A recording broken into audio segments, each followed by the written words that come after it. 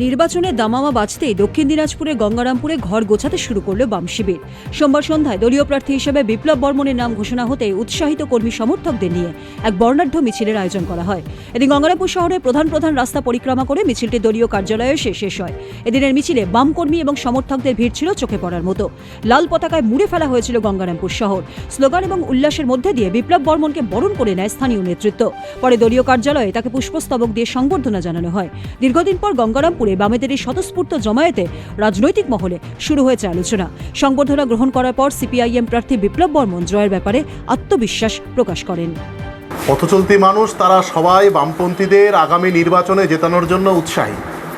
সেই পথটা আমাদের প্রস্তুত করতে হবে।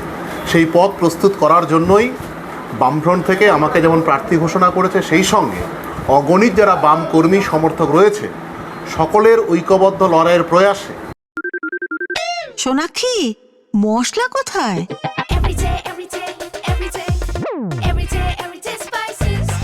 এভরিডে মশলা, দেশের স্বাদ। আমরা আগামীতে এই বাংলায় বিশেষ করে যারা দরিদ্র মেহনতি গরিব মানুষ তাদের যে অধিকার রক্ষা, সেটাই হচ্ছে আমাদের প্রথম চ্যালেঞ্জ।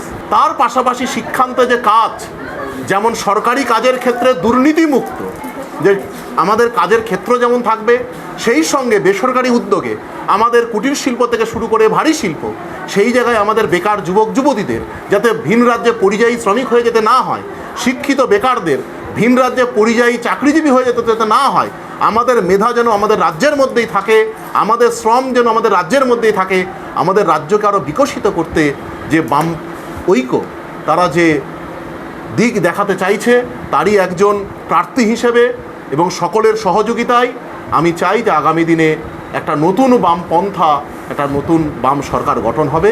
এই গঙ্গারামপুর থেকে রাজু হালদারের রিপোর্ট, উত্তরবঙ্গ সংবাদ।